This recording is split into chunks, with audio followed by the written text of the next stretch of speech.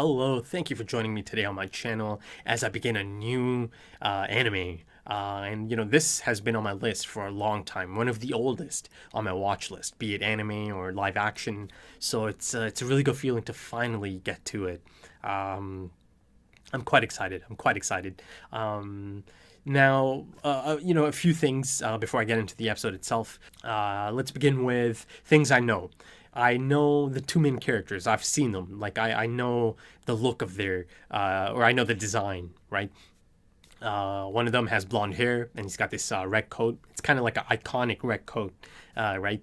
And the other one, his partner, it's a duo from the looks of it. He has armor on, right? Suit of armor.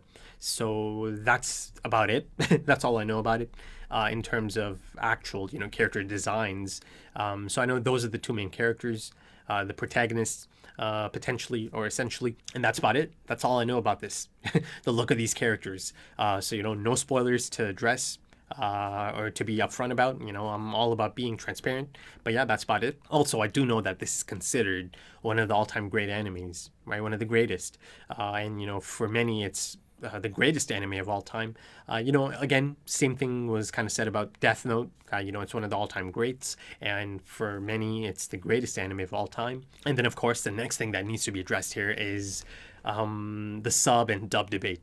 For me, it's always sub.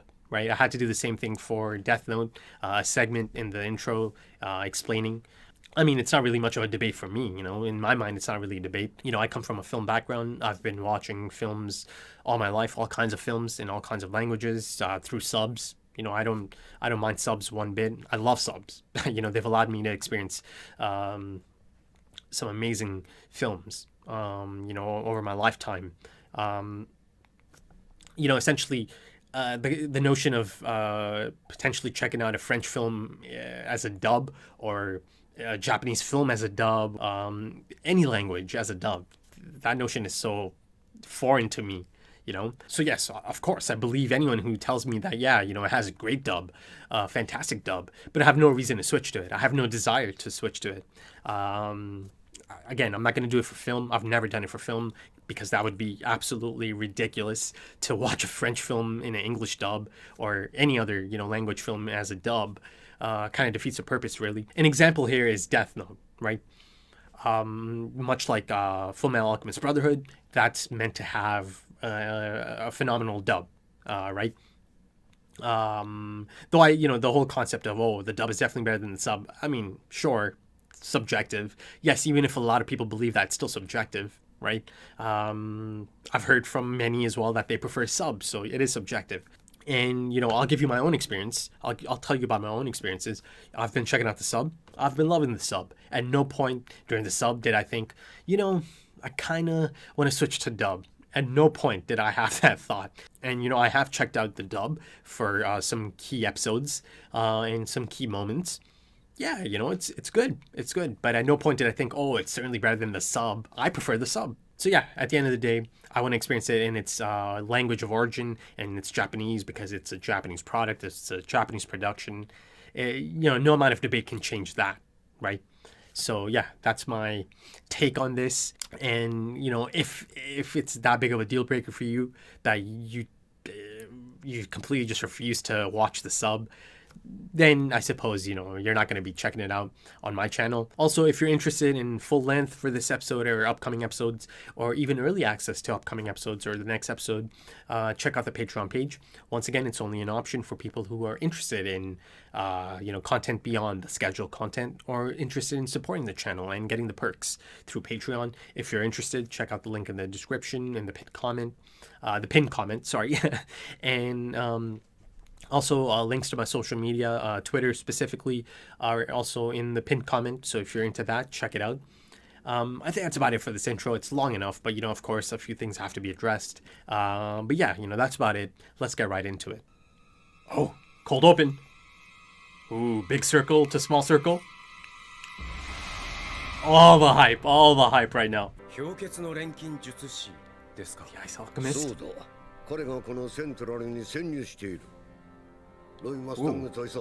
Ooh. Roy Mustang. A lot of negative space in the framing. The boy. Pure President.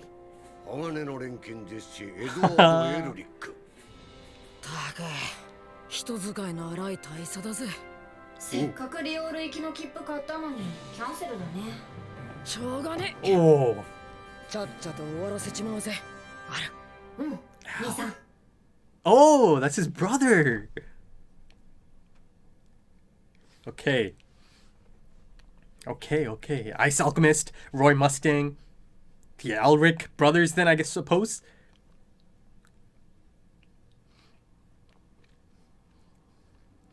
Yeah, the framing of the shots quite noticeable right in the beginning there. Really similar to Todd Campbell's photography on Mr. Robot. A lot of headspace, a lot of negative space in the framing, in the composition. The Ice Alchemist. Oh.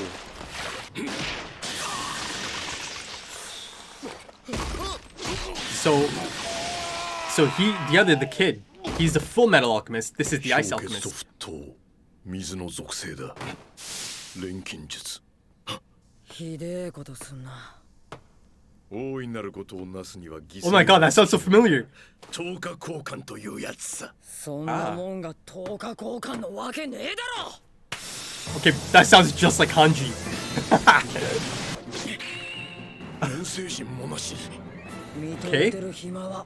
水があれば沸騰するはずだ。コートが台無しじゃねえか。Oh, metal arm. と見える。 The auto mail. 錬成人を使わない天才的錬金術の That's the Fullmetal Alchemist, bro. そしてオートメールの右腕。お前が鋼の錬金術師。They said the thing again. Fullmetal Alchemist, okay. そっちじゃないのか。僕は弟のアルフォンスです。こんなチビが。Alphonse. 誰がどっちみちゃ。 Clearly it's a 錬金術師と呼ばれる男がこんな小さな子供だった。 clearly it's something quite legendary. 兄さん、多分今のは背丈のことじゃないと思うよ。 He's got a bit of a complex about his height, doesn't he? そうだっても許そうわ。さすが鋼の錬金術師エドワード・エルリックさん。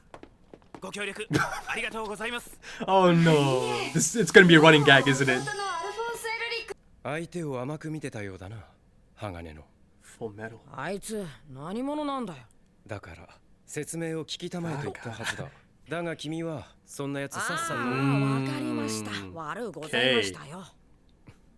年長者の言うことは素直に聞いとくものだ。名前はアイザック・マクドゥーガル。元国家錬金術師。氷結のアイザックと呼ばれた男だ。Whoa. 元イシュバール殲滅戦の時、我が軍の一員として活躍した。 Whoa. 戦後彼は国家錬金術師の称号を返上し、さらには Oh. 反体制運動に身を投じた。 Most interesting. 奴の身柄拘束は最優先事項だ。場合によっては殺さねばならないだろう。おお、もしかして君たちエルリック兄弟か。 Indeed they are. いやー、最年少の国家錬金術師に会えるとは光栄だ。 The youngest state alchemist, 俺は okay. マースヒューズ、中佐だ。僕は弟のアルフォンス・エルリックです。 Yeah, it's gonna be a running gag. そっちが鋼の錬金術師だったのか。 Family? 妻のグレーシアと So, 娘のエリシア。 Al had some kind of marking. エリシアちゃん。 This is so wholesome. ほら、今日のお客さ I'm ん。 loving the setting. 兄弟だよ。 Oh no. エリシアちゃん。俺はエドワード・エルリック。 Wholesome character, man. 美味しいです。たくさん食べてね。はい。アルフォンスは鎧着たままだと食えないよ。Ah. これはその。あるわ今錬金術の試験中で。 Right. よしある。 Oh, once again the moon. 最近聞いた中では一番面白い冗談ですよ。氷結の錬金術師と私が手を組む。 Interesting fellow for この sure. グレンの錬金術師が Ice Alchemist, Crimson Alchemist, トニー・ブラッドメイ。 Kimberly. 腐った軍部を打倒するのだ。 Okay. お前もイシュバールでは見たはずだ。 Ishibal, second time they あの mentioned 地 it. 獄をブラッドレーが私たちに何をさせたか知っているはずだ。 Oh, this だからお Bradley. 前は軍の高官どもを手にかけたんだろう。私はあなたみたいな高尚なことは考えていません。あいつらを殺したのは殺したかったからに過ぎませんよ。Okay, getting to know Kimberly as well here. Bradley, interesting fellow. 国家錬金術師といえば世間からは軍のようなって呼ばれてる存在だ。あの年でそんなの昭和されてると思うとな。 The youngest state alchemist. グレイシアさんの騎手お母さんのみたいだったね。 Oh, ああ、うまかったよ。 okay, so something about their mom here. 体を取り戻したら食べるものリストに加えなきゃ。 So he doesn't have, there's no body in there, huh? 早く元の体に戻りたいね。 Okay. そうだな。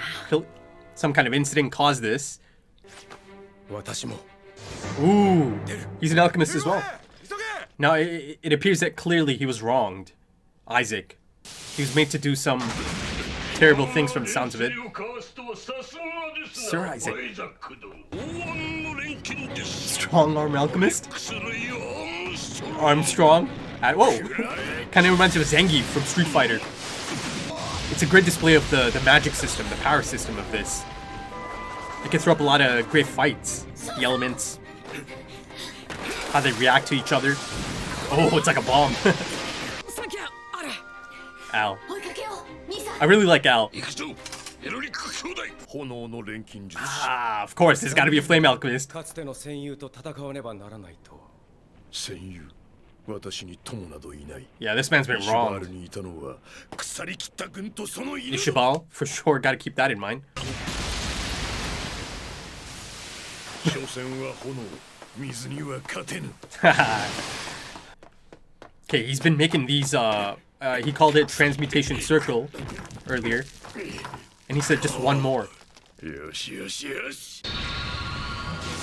Whoa. Oh, is he trying to summon something? Whoa, whoa, who's that? ありえない。 Whoa, まさかこれは。賢者の石。 Philosopher's Stone? Oh my god, there's some beautiful animation in this. お前はこの国が何をしようとしているのか知っているのか。 He's seen some things, some dark そんな shit. ことより。知れば私のやろうとしていることがわかるはずだ。 He's seen some dark shit. He's been wrong, but no one's gonna listen to him at this point in time, right? Who's that man they showed a quick glimpse of? キングブラッドレー。今こそ King Bradley. 凍結により抑え。 Yeah. Whoa. Is that blood? 鎧だと。 Looks all smeared. まさか鎧に魂を定着させたというのか。腕を失い弟は体 Yeah, が some kind of incident. Clearly. そうかお前ら禁忌を犯したな。 Oh. 錬金術師最大 Whoa. の禁忌 The Elric brothers. 連星をやったんだな。 That got him. That one hurt him. こんなはずじゃ。 Oh. No leg. 返せよ。 His blood. 弟なんだ。返せよ。 Now, why did they attempt this, though? Human transmutation. お前、今地獄へ一歩踏み出したぜ。 Gotta see, I'm digging the score. Now, Al mentioned their mother earlier. Just like mom used to make. Or was it like mom's? お前らにはわからないのだ。この国の姿が。 He's been wrong. He's seen some dark shit. And this Führer Bradley seems to be at the middle of this. Oh, look at that. Oh, ブラッドレー。 I'm loving this. So he's kind of facing his past. 覚悟。 Something tells me this is not going to end nicely for him. Oh no. Yeah, anytime anyone's that calm and sinister looking. Oh. Oh, he just sliced him up, didn't he? Is he an alchemist? But that was just his sword. But that was like superhuman, almost. Oh. Ah, is that the... Oh, he did have the stone then. That's gotta be the stone. So he felt that. Kimberly. So Kimberly felt the destruction of the stone? Or like he had a sense of it? Right. They kind of showed that. Oh. Oh? Kind of like not yet? Kind of reminds me of Sephiroth. Pure President King Bradley? What the? I've got my eye on him. Pure President King?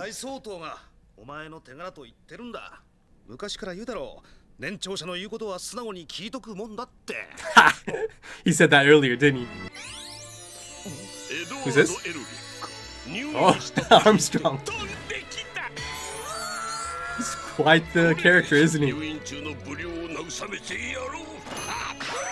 he loves getting his shirt off. Whoa, hello? A human pillar too. It was a Philosopher's Stone then.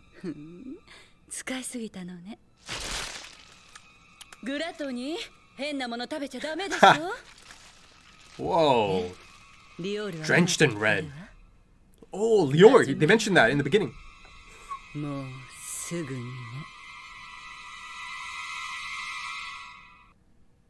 Ha. There it is. Okay. Episode 1, Fullmetal Alchemist Brotherhood. It's finally happened. It's in the books. And, I've got to say, I enjoyed that. I did. I really did enjoy that.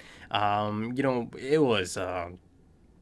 it felt like a self-contained story in the span of 21 minutes. Of course, a few minutes of that 24-minute runtime is the opening and the ending. But yeah, it was jam-packed. It was jam-packed. It was like overflowing, right? A plethora of characters are introduced in this one episode, in the opening episode, essentially. And of course, as I mentioned, it was brought to my attention that yes, this is meant to be a bit of a filler. It's meant to be kind of like a, reintroduction of these characters and perhaps the world to, the fans of the show or fans of, FMA, be it the anime, the manga. So I could see that. I totally see that now after seeing this episode. Of course, it's all new to me, but I could see by, the structure of the episode and the presentation of the episode and the things that are shown throughout this episode that, yeah, I could see the reasoning for that.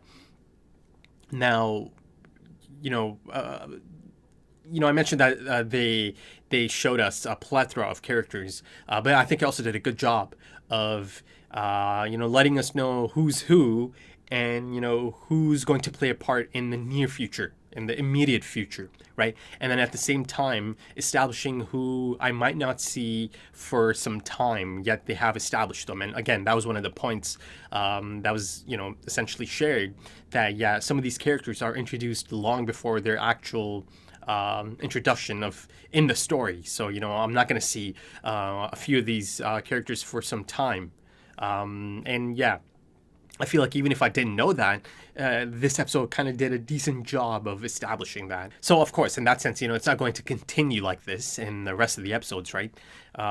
Since they kind of did bring all of them together for this first episode. But even then, I feel like I wasn't really, I didn't feel like it was too much or anything. It's quite a bit, it's a plethora of characters, but I've seen a lot of stuff before, so I've seen a lot of characters introduced in the pilot of an episode before. The only difference here is that, this is anime and, again, 21 minute runtime. So this is even more, packed, more tightly packed than like a 45 minute or an hour, actually. Yeah, live action pilots are usually longer than, 50 minutes. That's not the case for all of them, but for a lot of them, that's the case. So you're able to kind of structure it in that manner, right? And have that pacing. But yeah, I didn't feel like it was too much. I actually thought a lot or most of the characters are quite memorable. The names are quite, they certainly stuck in my mind almost instantly. Of course, you've got the two brothers, the Elric brothers, Al and Ed. Now I know they're brothers. I didn't know that going into this. I just thought they're kind of like partners, like a duo, right? But no, they're brothers. And yeah, he's not in armor. He's not in armor. He's the Alphonse. Yeah. More on that later, but yeah, again, the characters, you've got Roy Mustang, kind of reminded me of my dear Heicho from Shingeki a bit, just a bit. I didn't get the name of his assistant or, his partner. I'm sure I'll get that soon enough. You've got Maze Hughes, this wholesome, lovely character, right? Super happy, really, personable. And he's got this wholesome and nice family that makes me a bit uneasy. I swear, if anything happens to his family, man, no. I say that because the ending of that episode is quite poignant, actually. And then you've got all these different alchemists, right? And essentially they're kind of employed by the army, right? Maze Hughes essentially said that, by the public, in the public eye, they're kind of considered the dogs of the army. That clearly tells you of the perception the public has of these alchemists, right? You've got Isaac McDougall, right? Presented initially as the antagonist of this episode.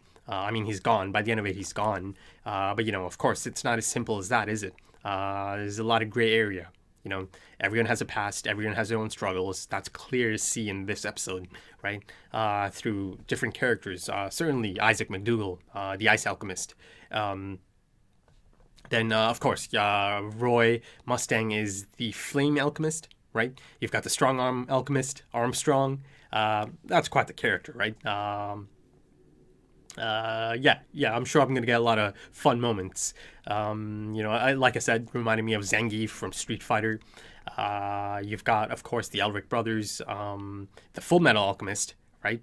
So that's a big deal. And you see through Isaac's initial reaction that, okay, right in the beginning, you could tell by his reaction that this is something quite prominent, something legendary, something nearly impossible. He said he essentially had a genius level of alchemy, right?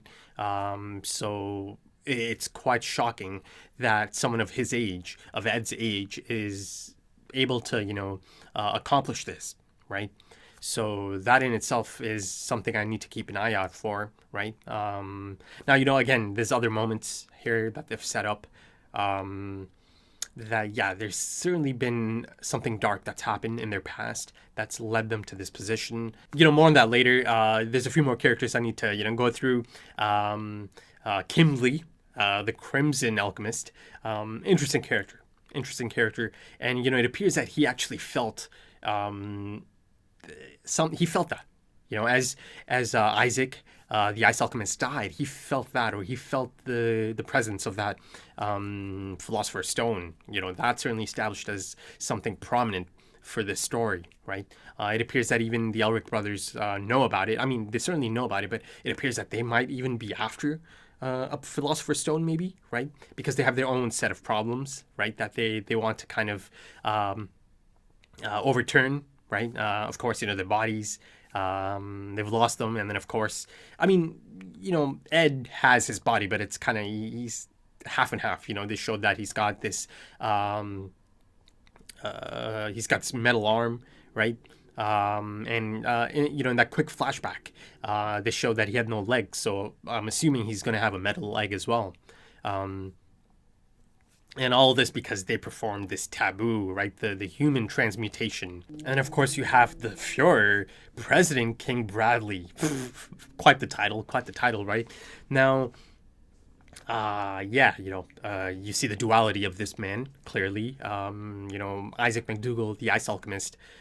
Yeah, he had quite a few interesting things to say about this man. Clearly, clearly a man of interest here. clearly there's much more going on below the surface. Bradley, Führer President King Bradley, that is, and Isaac is essentially someone who's been wronged by this person, right, in charge. You see that he does have quite a bit of disdain for Bradley, that he does carry a lot of anger, resentment, regrets because of the things this king or this president, this Führer made them do. And it wasn't just Isaac McDougall. He goes to Kimberly. So even though Isaac McDougall might be dead here by the end of this episode, Kimberly, in the process of showing us Kimberly, or showing me Kimberly, it also established that, okay, there's still another character that knows about Ishbal. That's, that was this prominent war that happened. And, they were essentially made to do some dark things, right?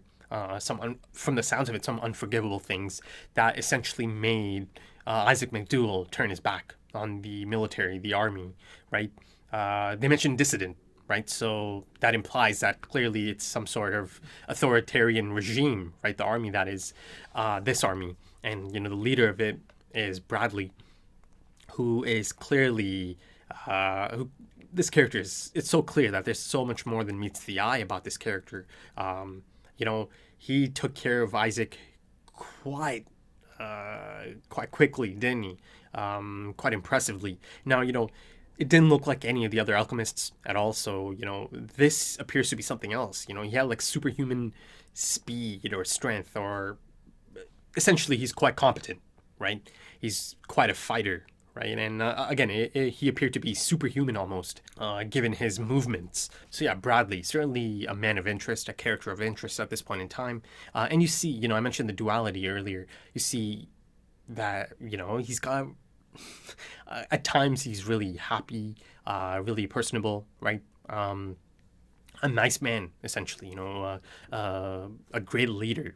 But then you see on the flip side, him against Isaac McDougall. No, none of that is present there. He's essentially, it felt like he's showing his true self to Isaac McDougall, because Isaac already knows the true Bradley, Führer Bradley. And in that sense, I love that transition from color to monochrome. It kind of felt like he's facing his past. He's facing his ghost, and the ghost is right in front of him from his past. Führer President King Bradley, right? And again, he handled him quite easily, didn't he? And once again, he did bring it up to Kimberly, right? He's like, oh, don't you remember the things they made us do, right? So clearly they made him do something quite questionable, something quite dark. More than just questionable, something unforgivable from the sounds of it. So much so that, he decided to leave that army, oppose the establishment, essentially. And, he tried. You see throughout the episode his frustration, because he is trying to tell Ed, if only you knew, what's going on in this country and the things that it represents. If only you knew. But, it had a distinct feeling of, okay, this man knows how things really are, but, it's a bit too early for anyone else to, really listen to him about it or buy into it, right? Again, you see Ed's mind is somewhere else. He's got his own struggles and problems that he wants to take care of, right? And essentially the gist of it is that, they're trying to get their bodies back, Al and Ed, the Elric brothers. And of course, two more characters right in the conclusion. One of them remains nameless, but one of them adequately named Gluttony, and he even looked like a pig, right? So that was kind of funny. And that's meant to be like a sin, right? Gluttony. But then on the other side, you have this femme fatale, right? Clearly someone that's attractive, right? That was my first inclination, as I saw her. Even her voice is quite attractive. Now, she remains nameless, but she was in contact with someone who knew about this incident, right? Friends in high places, perhaps. Or essentially someone who knew about McDougall, right? Using the Philosopher's Stone, right? And she said he used it all up. So clearly someone who knows about this, right? Now, through Kimberly, this showed us that, yeah, maybe he's able to sense it or feel it, be it the Philosopher's Stone or the death of Isaac, Sir Isaac, as Armstrong called him. But, I don't know if she was speaking with Kimberly per se, but I'm just saying, through Kimberly, this showed me that there is some sort of, like, I don't know, shared sense type thing, that he is sensitive to that element, perhaps. I don't know. But he certainly felt that. He felt Isaac's death. But, she's certainly speaking with someone, again, might be someone that is an insider, right, in that place, and knows about the Philosopher's Stone. And, she even said something. She said a human pillar. Now, I don't know if I should look this up, if that might be a spoiler. But she said, too bad. He was a human pillar, right? So losing him, clearly, bit of a loss, but not the biggest loss from her tone. But yeah, again, I love the coloring of that scene in Lior.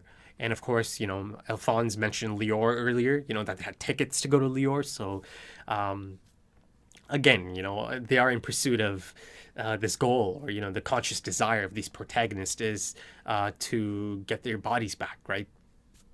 More on that later, but yeah, they were certainly about to head to that place before, this incident happened. But yeah, red, again, symbolic of, anger, war, danger, love, right? Quite the contrast, but, you can see through this female character, yeah, that applies as well, right? The allure of a red dress, right? The undeniable allure of a red dress. Red is quite a significant color, right? Quite an emotive color, aggressive, right? In turn, be it negative or positive.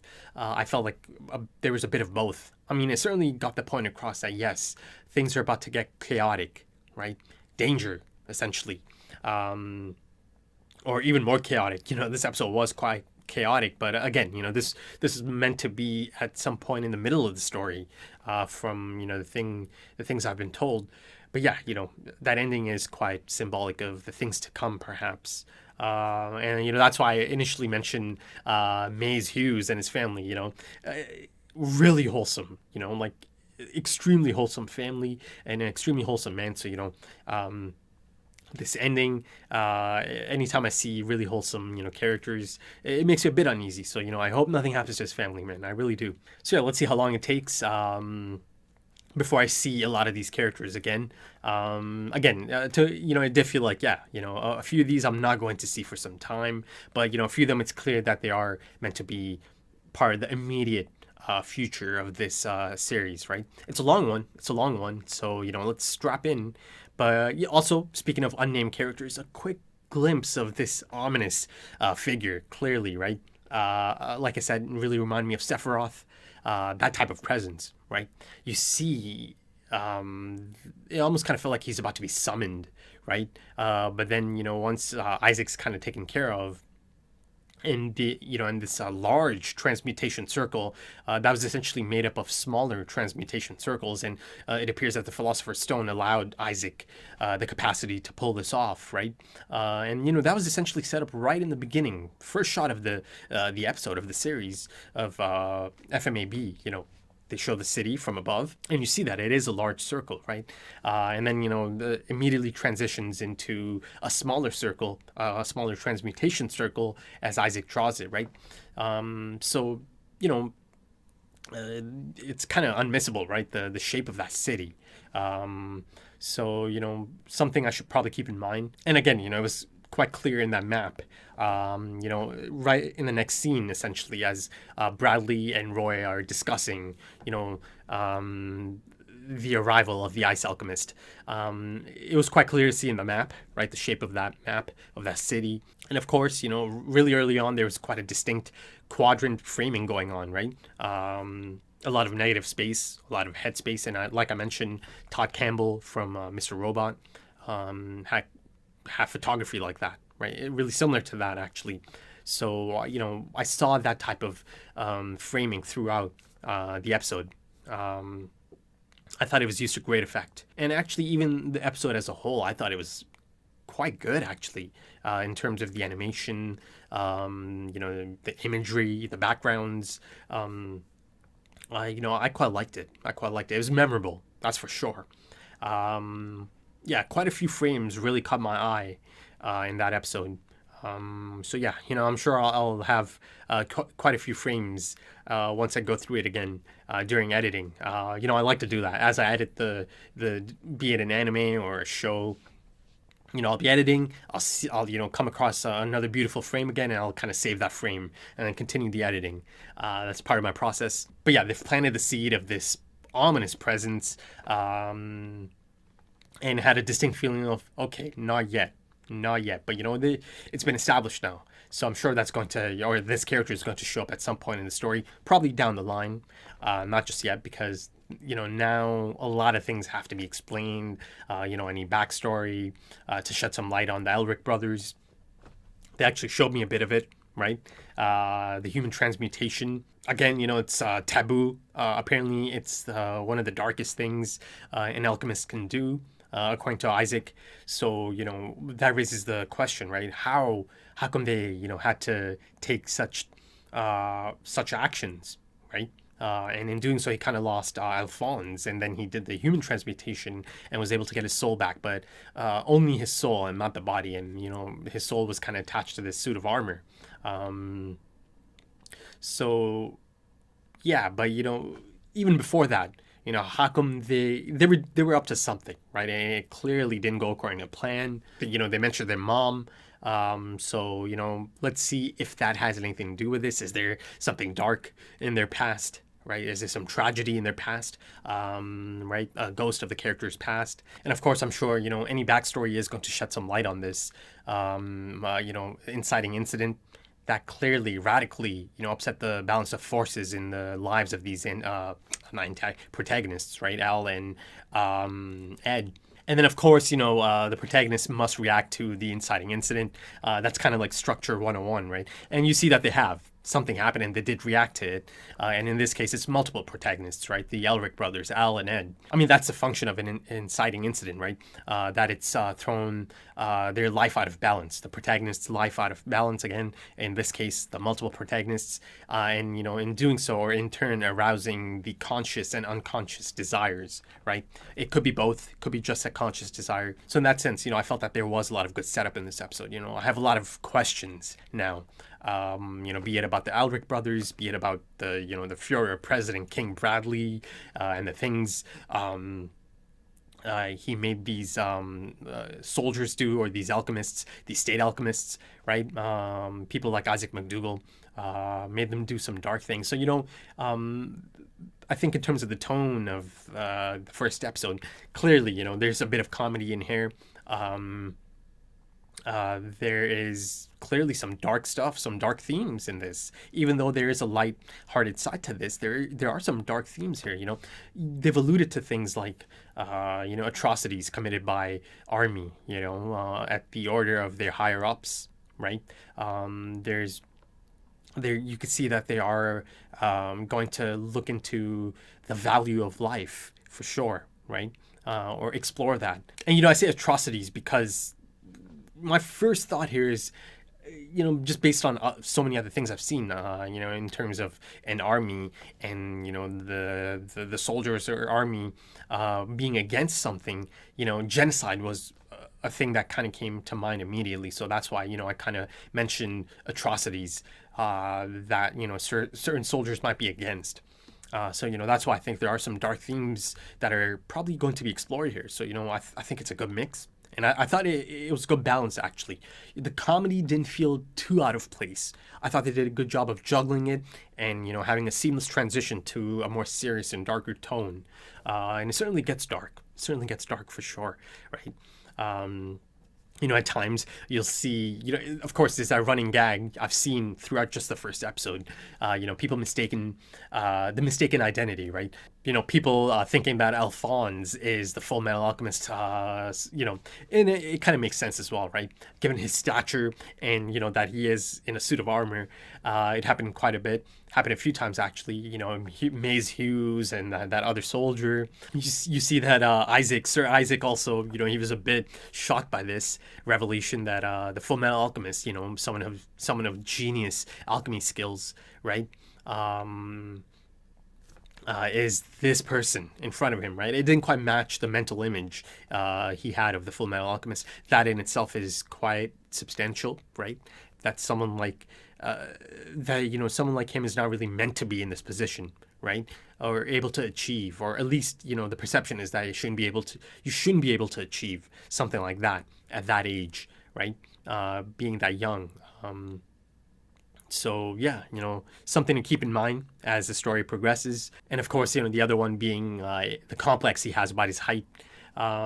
Clearly, these few things are going to be kind of like a running gag, reoccurring gags throughout the series, right? But yeah, I thought it was a good balance. I mean, it certainly felt anime. It felt really anime in that case, if that makes sense. And I'm not saying that as a bad thing. I'm not saying that as a negative. I'm just saying that it certainly felt like an anime. So this episode certainly displayed or had the cast design on display for sure. And, I thought, in my opinion, it feels like, all the different roles are going to fit a purpose, right? So in that sense, the cast design principle of polarization is evident throughout this episode, because between this collection of characters or this group of characters, I think it's clear to see the contrasting attitudes, attitudes that contradict each other for sure. And of course, in turn, that presents opportunities for conflict and, that juicy conflict, And of course, there's the magical element of alchemy in this, or the power system of this series or this story. I find that quite interesting. And like I mentioned during the episode, yeah, it certainly presents the possibility for a lot of really memorable encounters or fights, doesn't it? I'm sure there's many to come yet. And yeah, really early on, Isaac, the Ice Alchemist, as he's having his first encounter with Ed, the Fullmetal Alchemist, he tells him, to achieve greatness, sacrifices have to be made, right? So, again, establishing that concept of equal exchange, right? I thought it did a decent job of explaining the power system or the magic system of the story. But yeah, the episode as a whole, I thought, it did a decent job of presenting character motivations, right? The world building. Like I said, I really like the setting, the steampunk setting of this. Again, I thought there was a lot of good setup in this episode. I have a lot of questions, and I'm excited to get to those or get answers to those questions. So, I thoroughly enjoyed that, and the things, the all the different tangents and angles of this, and the direction it could potentially head into. Yeah.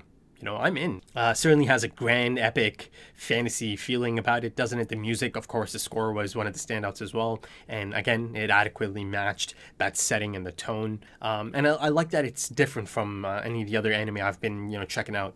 That's one of the things I really want to do. I don't want to keep, watching the same type of thing over and over. So, I've seen Shingeki, I've seen Death Note, One Piece, now FMAB. Though I'd say this Fullmetal Alchemist is probably closer to One Piece in that sense. And I'm sure, as the story progresses, I'll learn even more about the alchemy aspect, the power system, the magical system of this story.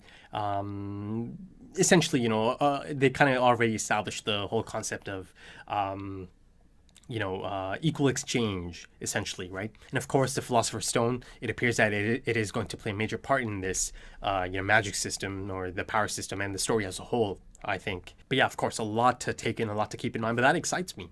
That excites me. And of course, I immediately recognized Hanji-san's voiceover. Now, I can't remember the name of the actress or actor doing the voiceover, but I did know that apparently, that same voice actress or voice actor is meant to be in this anime as well. So, I had no idea it's meant to be one of the protagonists, one of the Elric brothers, Ed.